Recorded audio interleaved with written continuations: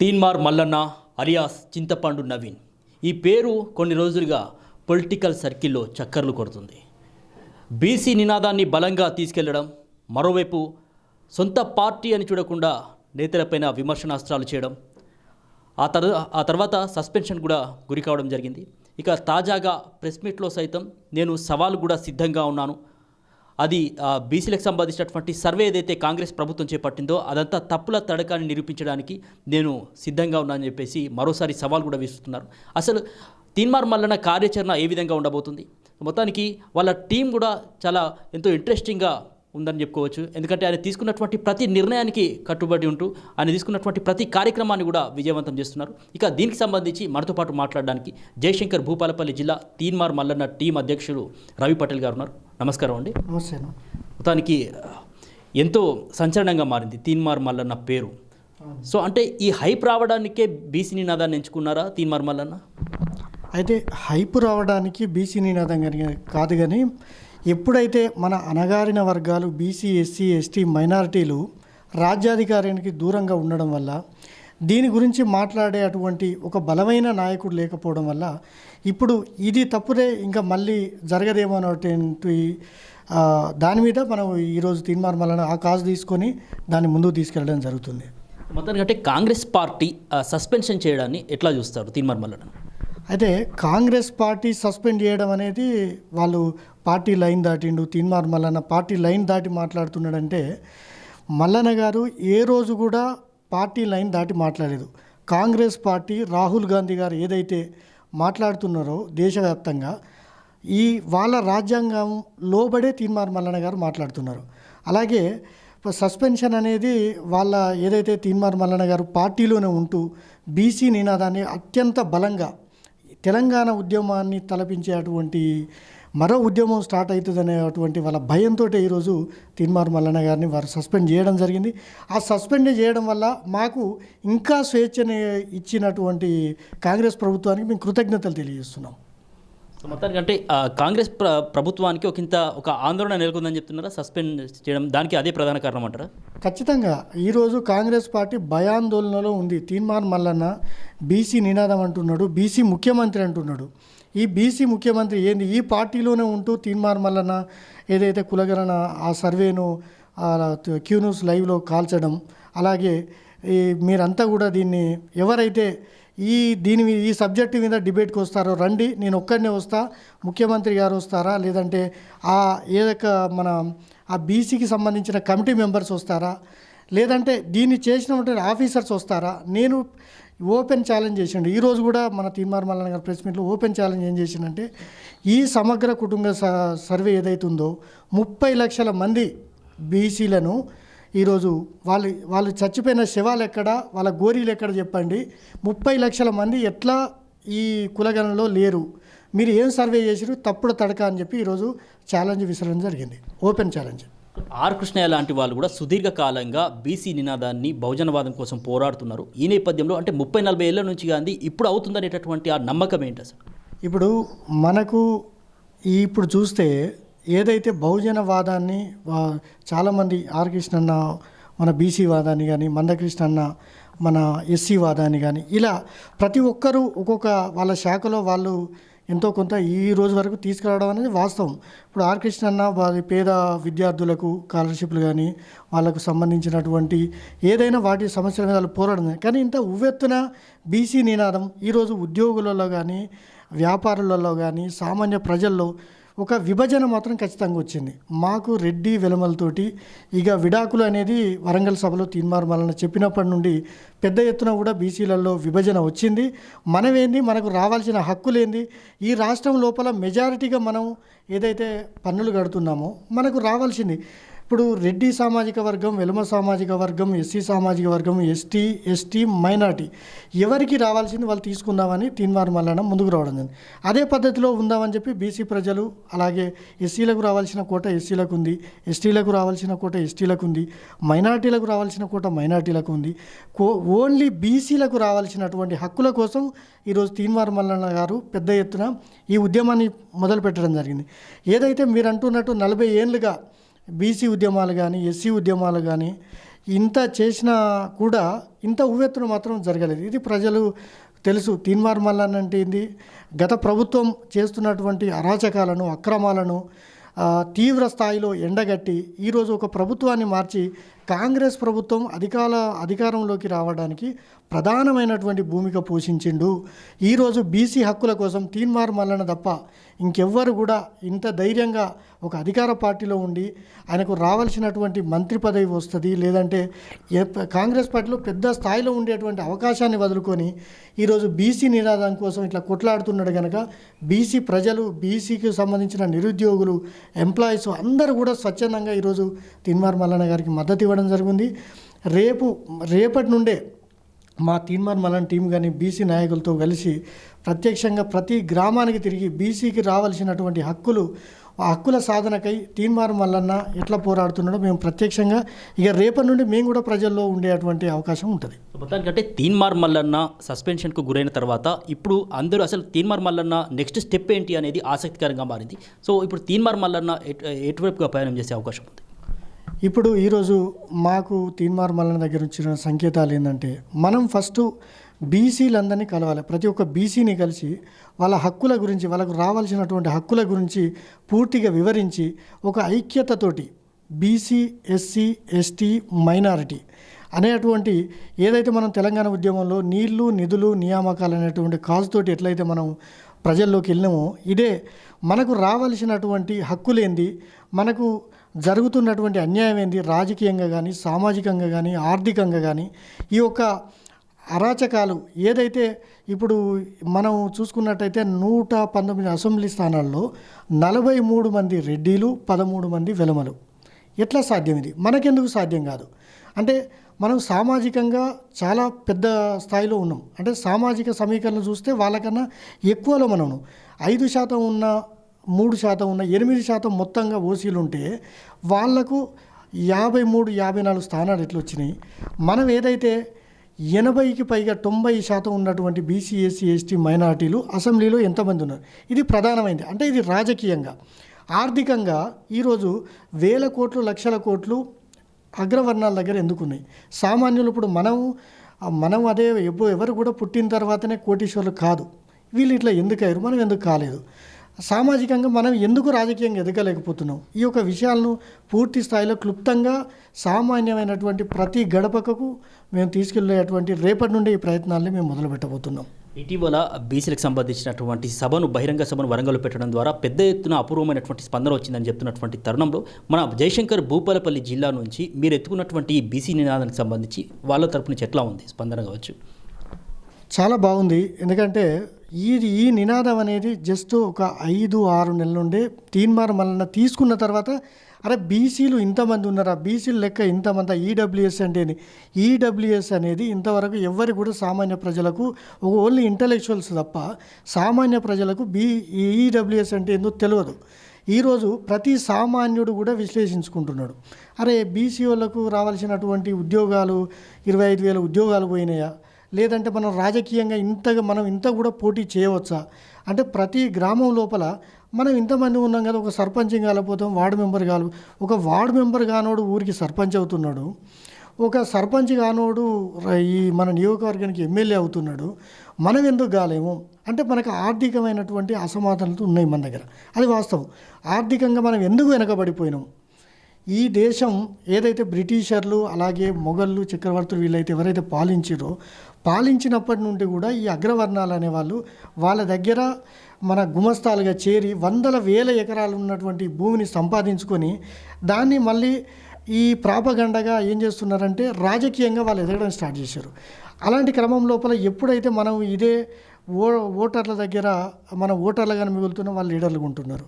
ఈ యొక్క అంశాలను మనం క్లుప్తంగా ప్రజల్లోకి తీసుకెళ్ళి వాళ్ళు ఎందుకు రాజకీయంగా ఎదిగారు, అప్పటి నుండి గతం లోపల ఒక 500 సంవత్సరాల ముందు చూసుకుంటే, 200 సంవత్సరాల ముందు చూసుకుంటే, ఇప్పుడు ప్రస్తుతం ఉన్నటువంటి మనకు భారత రాజ్యాంగం వచ్చి 53-54 ఏళ్ళు అయింది.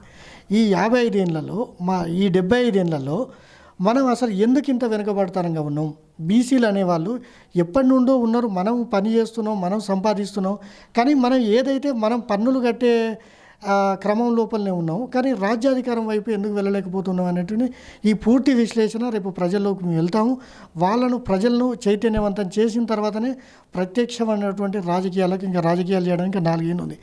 ఈ 2-3 సంవత్సరాలు మాత్రం ఖచ్చితంగా బీసీ, ఎస్సీ, ఎస్టీ ప్రజలను చైతన్యవంతం చేసి వాళ్ళను రాజకీయ దిశగా ప్రతి ఒక్క రాబోయే స్థానిక సంస్థలు 42% రిజర్వేషన్ వచ్చిన తర్వాత ప్రతి ఒక్క ఈ జనరల్ స్థానాలు ఉంటాయి అక్కడ కూడా బీసీని పెట్టి, లేకుంటే ఎస్సీ, ఎస్టీ ఎక్కడ స్థానాలు ఉంటాయి ఎస్సీగా ఉన్న వాళ్ళకు బీసీలు సపోర్ట్ చేయడం, బీసీగా ఉన్న ఎస్సీ, ఎస్టీలు సపోర్ట్ చేయడం, ఇట్లా సపోర్ట్ చేస్తూ రాజ్యాధికారం వార్డు మెంబర్ నుంచి వెళ్ళి సర్పంచ్ నుండి మనం స్టార్ట్ చేస్తాం.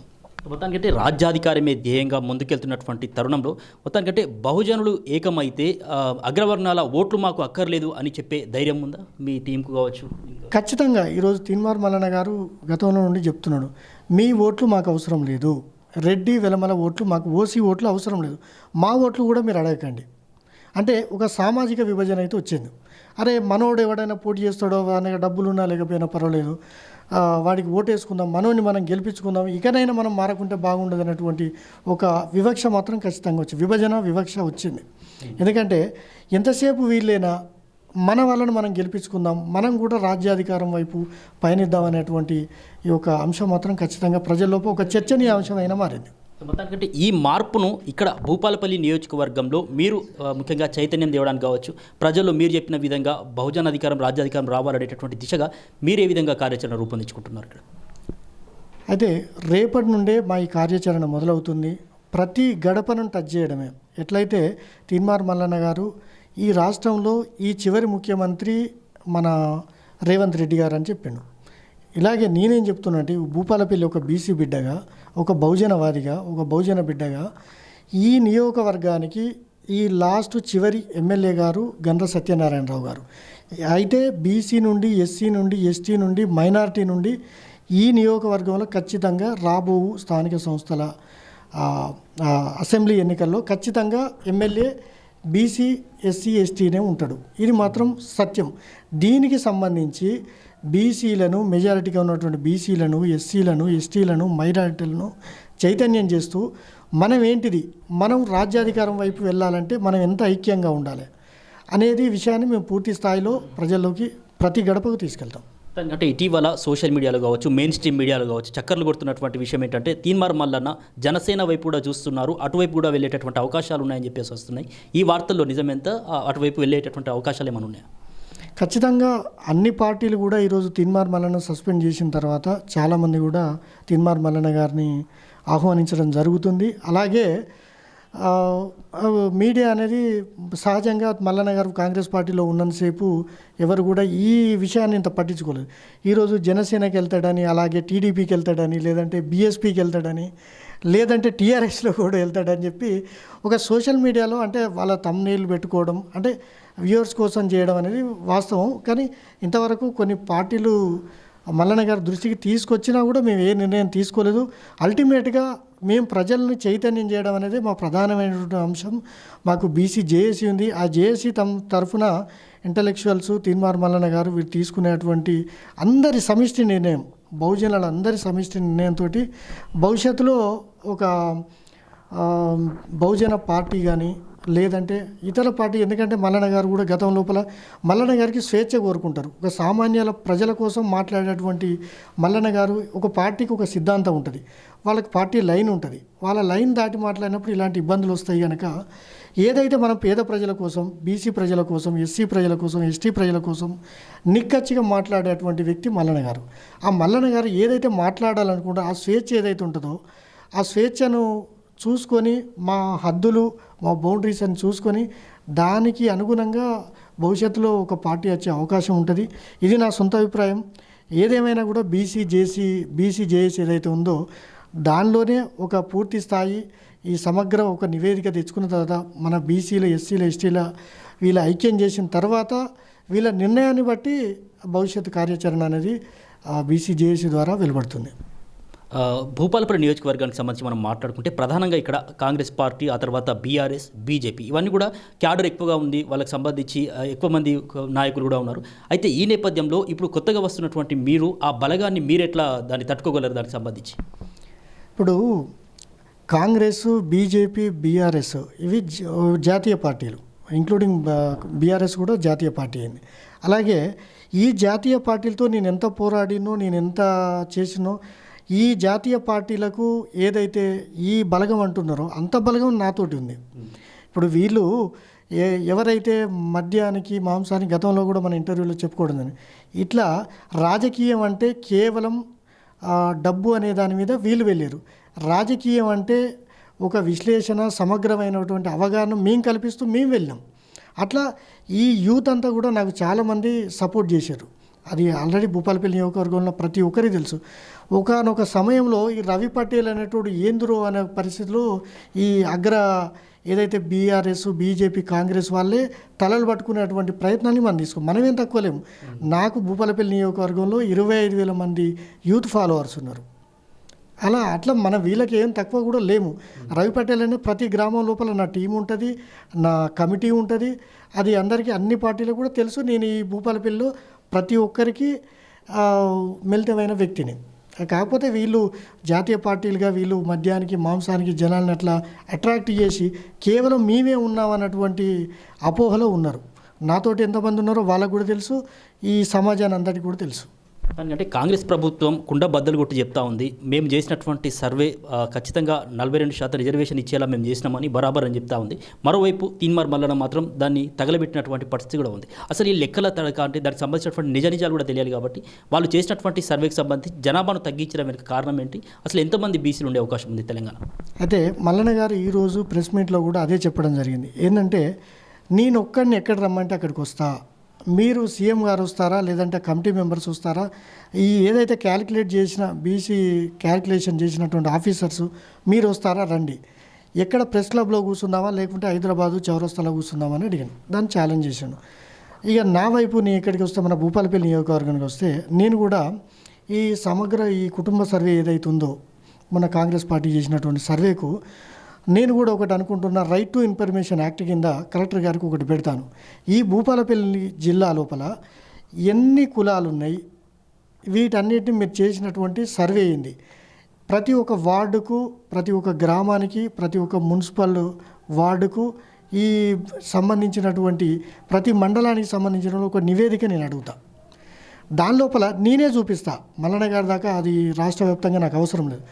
రైట్ టు ఇన్ఫర్మేషన్ యాక్ట్లో నేను పెట్టిన తర్వాత ఎంత వీళ్ళ కుటుంబ సర్వే, ఎంతమంది ఆఫీసర్లు పాల్గొన్నారు, ఎంతమంది ప్రజలు పాల్గొన్నారు, దాని ఒక రైట్ టు ఇన్ఫర్మేషన్ యాక్ట్లో నేను కూడా ఖచ్చితంగా ఈ 2-3 స్థాయిలో జరగలేదంటారా సమగ్ర కుటుంబ సర్వే? అందుకోసం ఇప్పుడు మనం మాట్లాడితే దీన్ని మనం చెప్తే అబద్ధం అంటున్నారు కదా, ఇది మాత్రం వాళ్ళు పూర్తి స్థాయిలో ఇవ్వవలసిందే. ఇప్పుడు ఈ ప్రస్తుతానికి మనం ఈ భూపాలపల్లిలో ఉన్నాం. ఈ భూపాలపల్లిలో ఈ కుటుంబ సర్వే ఎంత జరిగింది, వీళ్ళు ఎంతమంది పాల్గొన్నారు, ఎలిమినేటర్లు ఎంతమంది, వాళ్ళు ఎన్ని రోజులు తిరిగిరు అనేది మనం రైట్ టు ఇన్ఫర్మేషన్ యాక్ట్లో తీసుకోవచ్చు. ఆ విషయాన్ని అతి త్వరలో మన ఆర్బీ న్యూస్కు నేను సమర్పిస్తాను. ఈ భూపాలపల్లి జిల్లాలో ఎంతమంది ఉన్నారు అంటే, బీసీ వాళ్ళు ఎంతమంది, ఎస్సీ వాళ్ళు ఎంతమంది, ఎస్టీ వాళ్ళు ఎంతమంది, ఇంట్లో ముదిరాజులు ఎంతమంది, మున్నూరు కాపులు ఎంతమంది, గౌడలు ఎంతమంది, శాలోళ్ళు ఎంతమంది, సాకలోళ్ళు ఎంతమంది అనేది ఈ సర్వే వీళ్ళు చేసినటువంటి సర్వేను ప్రతి ఒక్కరిని అడిగితే ఇవ్వవలసిందే, తప్పదు. అది రైట్ టు ఇన్ఫర్మేషన్ యాక్ట్లో ఏది దాచుకునేది ఉండదు. కనుక ఇక్కడే తెలిపోద్ది కదా, ఈ మన భూపాల వాళ్ళు ఇచ్చిన సర్వే ఎంత, ఇక్కడ ఉన్న జనాభా ఎంత, ఇక్కడే తెలిపోతే ఇది అతి త్వరలో నేనే చేసి చూపెడతా. ఇక్కడ ఎమ్మెల్సీగా గెలిచినటువంటి తీన్మార్ మల్లన్న ఆయన స్వార్థ రాజకీయాల కోసం ఏదైతే బీసీ ముసుగును ధరించారో అనేటటువంటి విమర్శలకు మీరిచ్చే సమాధానం ఏంటి? అది వాళ్ళ అవివేకం. ఇప్పుడు ఎమ్మెల్సీ ముసుగు లోపల ఇవన్నీ అనేది చాలా అవివేకం. ఎందుకంటే ఇప్పుడు మీరు అడిగిన క్వశ్చన్లోనే వాళ్ళ ఆన్సర్లు వెతుకోవాల్సి ఉంటుంది. ఏదైనా కూడా మల్లన్నను ఏదో ఒకటి చేసి ఈయనను వెనకబడేయాలి, ఈయనను దొంగ అనడం, లేదంటే పార్టీలు మారుతడం అనడం, బ్లాక్ మెయిల్, ఇవన్నీ శుద్ధ తప్పులు. మల్లన్న అనేది ఒక బీసీ నినాదాన్ని, బలమైనటువంటి వాదాన్ని ఎత్తుకున్నాడు. ఇప్పుడు బీసీ వాదం అని చూస్తే 60-65% ఉన్న బీసీలు ఒకటైతే రేపు మా రాజకీయ భవిష్యత్తు కనుమరుగైపోద్ది అనే అంశంతో తీన్మార్ మల్లన్నకు ముసుగేస్తున్నారు. ఆయన ముసుగేసుకుని ఆయన నిప్పు ఎక్కడున్నా కూడా ఆయన రగులుతూనే ఉంటుంది. తీన్మార్ మల్లన్న అనేది ఒక సామాన్యుడైతే ఈరోజు ముఖ్యమంత్రి స్థాయి నుండి ఎందుకు మాట్లాడతారు? ముఖ్యమంత్రులు, మంత్రులు ఏకమైపోయి మల్లన్నను ఇప్పుడు రాజగోపాల్ రెడ్డి గారు ఉన్నారు, వెంకటరెడ్డి గారు ఉన్నారు. ఇప్పుడు ఎంతోమంది కాంగ్రెస్ పార్టీలో ఉన్నారు, లైన్ దాటి ఎంతోమంది మాట్లాడారు. వాళ్ళందరికీ షోకాజ్ నోటీసులు ఇచ్చారు, అదే కాంగ్రెస్ పార్టీలో ఉన్నారు.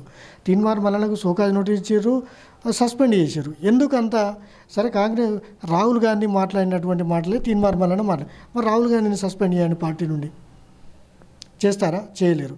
ఇదే అగ్రకులాలైనటువంటి రెడ్డి సామాజిక వర్గం నుంచి వెళ్ళి ఎంతోమంది లీడర్లు పార్టీని తొక్కుదామని చెప్పి అన్న వాళ్ళు ఉన్నారు. అలాంటి వాళ్ళని సస్పెండ్ చేయలేదు. ఈరోజు తీన్మార్ మల్లన్న ఈ కాంగ్రెస్ పార్టీకి ఏకుమేక అయిపోయి రేపు ముఖ్యమంత్రి స్థానంలో ఉంటాడు, మా రాజకీయ భవిష్యత్తు ప్రశ్నార్థకమైన అవుతుందన్నటువంటి భయంతో బాధతోటి ఈరోజు తీన్మార్ మల్లన్న గారి మీద విమర్శలు చేస్తున్నారు. అంతే తప్ప తీన్మార్ మల్లన్న ఒక వైట్ పేపర్, దాని మీద వీళ్ళు ఏదో గీతలు గీయాలా మర్చిపోయాలంటే అది ఎవరితోటి కూడా సరే. తీన్మార్ మల్లన్న ప్రజల గుండెల్లో ఉన్నాడు. ఆ వ్యక్తిని ఎవరు కూడా ఏం మాట్లాడినా కూడా నవ్వుకుంటున్నారు జనం. తీన్మార్ మల్లన్న గురించి మాట్లాడితేనే నవ్వుతున్నారు. ఈరోజు సోషల్ మీడియా కానీ ఎలక్ట్రానిక్ మీడియా, ప్రింట్ మీడియా ప్రతిరోజు ఇప్పుడు మల్లన్న గారి సస్పెన్షన్ నుండి ఏ ఒక టాపిక్ ఉందా తీన్మార్ మల్లన్న టాపిక్ తప్ప, తీన్మార్ మల్లన్న చర్చ తప్ప అసలు ఈ రాష్ట్రంలో వేరే చర్చ మీడియాకి లేదు. అంటే క్షేత్రస్థాయి ఇప్పుడు రాబోయేది స్థానిక సంస్థల ఎన్నికలు కాబట్టి క్షేత్రస్థాయిలో బలంగా ఉన్నప్పుడే ఏదైనా కూడా ఆ ఉద్యమమైనా కూడా నినాదంగా వెళ్ళిపోతూ ఉంటుంది, ముందుకెళ్తుంది. ఈ క్రమంలో ఈ స్థానిక సంస్థల ఎన్నికల సందర్భంగా అంటే ముందుగానే దానికి సంబంధించి గ్రామ స్థాయిలో ఏ విధంగా మీ ఉద్యమాన్ని ముందుకు తీసుకెళ్ళబోతున్నారు? అయితే ఈరోజు మీడియా వాళ్ళు కూడా ఎక్స్పెక్ట్ చేసింది ఏంటంటే తీన్మార్ మల్లన్న వస్తాడు, భారీగా మాట్లాడి ఏదో పార్టీ అనౌన్స్ చేస్తాడు, లేదా పార్టీకి పోతున్నా నేను కాంగ్రెస్ పార్టీ మీద అటాక్ చేస్తాడు. అది మా నిర్ణయం కాదు. అది మాది అల్టిమేట్గా ప్రజలను చైతన్యం చేయడమే. రేపటి నుండి తీన్మార్ మల్లన్న టీం కానీ బీసీ నాయకులు కానీ బీసీ నాయకులతో కలిసి తీన్మార్ మల్లన్న టీం ప్రజల్లోకి క్షేత్రస్థాయిలో రాబోవు ఈ స్థానిక సంస్థల ఎన్నికలు మాకు చాలా ముఖ్యం. మా టీం నుండి ప్రతి ఒక్క గ్రామం నుండి ప్రతి ఒక్క వార్డు నుండి మా టీం సభ్యుడు నిలబడతాడు. ఇక్కడితోటే మా రాజకీయ భవిష్యత్తు అనేది ముడిపడి ఉంటుంది. మాకు ఒక్క ఓటర్ అని మా ఓటు మేము వేసుకున్నా కూడా మేము పోటీలో ఉంటాం. తీన్మార్ మల్లన్న టీం ఖచ్చితంగా భూపాలపల్లి నియోజకవర్గంలో జిల్లా వ్యాప్తంగా ప్రతి గ్రామం నుండి పోటీ చేస్తారు.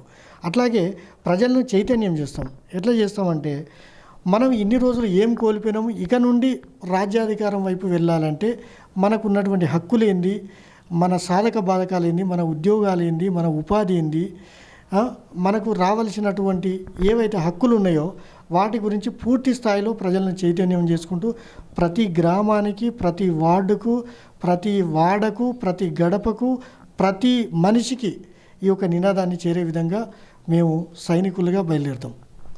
మందు, మాంసం, డబ్బు ఇదంతా ఎన్నికల వేళ సాధారణంగా ఏరులై పారడం అనేది సాధారణమైపోయినటువంటి నేపథ్యంలో ఇదంతా కూడా బీసీ నినాదం ముందు మరి ఇది నిలబడుతుందంటారా? బీసీ నినాదం నిలబడుతుందా వాటన్నిటి ముందు? ఇప్పుడే మనం చూసినట్టయితే ఇప్పుడు ఈ గ్రాడ్యుయేట్ ఎమ్మెల్సీ ఇక్కడ కరీంనగర్లో జరిగింది. అక్కడ ప్రసన్న హరికృష్ణ అనే ఒక బీసీ బిడ్డ ఏదైతే బీజేపీ కాంగ్రెస్ తోటి పోటీపడి ఈరోజు 60,000కు పైగా ఓట్లు సంపాదించడం జరిగింది. అది కేవలం అంతకుముందు ఆయన పెద్ద లీడర్ కాదు, లేదంటే ఆయన ఒక ప్రొఫెసర్, అసిస్టెంట్ ప్రొఫెసర్, అంతే తప్ప బీసీ నినాదం అంటేనే ఒక జస్ట్ 90 రోజుల లోపే జాతీయ ప్రధానమైనటువంటి పార్టీలు అక్కడ బండి సంజయ్ గారు బీజేపీ నుండి, కిషన్ రెడ్డి గారు, అలాగే కాంగ్రెస్ నుండి ఏకంగా సీఎం గారే అక్కడ పర్యటించడం జరిగింది. ఒక బీసీ బిడ్డ ఎంత అసలు ఆయన దగ్గర ప్రచారం చేయడానికి డబ్బులు లేవు, జనాన్ని సమీకరించడానికి డబ్బులు లేవు. బీసీ వాదం అనేది నిలబడ్డది. ఇక్కడ మన టీచర్ ఎమ్మెల్సీలో చూసుకున్నట్టయితే ఇక్కడ పిఆర్టీయు గత ఎన్నో 50 ఏళ్ళు ఉన్నది. అలాగే యూటీఎఫ్ ఇలాంటివి ఉండగా కూడా బీసీ మేము అక్కడ ఒక చిన్న క్లారిఫికేషన్ ఇవ్వాల్సింది ఏంటంటే ఇక్కడ ఇద్దరు బీసీ అభ్యర్థులు ఉండడం వల్ల కొంచెం మాకు నష్టం జరిగింది ఇక్కడ. అయినా కూడా ఆ బీసీ నినాదంతో ఒక బీసీ అనే వాదంతో 6,000 ఓట్లు పడడం జరిగింది. ఇట్లా ఏది కూడా ఏ ఉద్యమం, ఇప్పుడు బీఆర్ఎస్ పార్టీ అంత లోపల ఒక ఉద్యమ పార్టీ ఏంది, తెలంగాణ రాష్ట్ర ఆకాంక్ష కోసం మొదలైనటువంటి పార్టీ.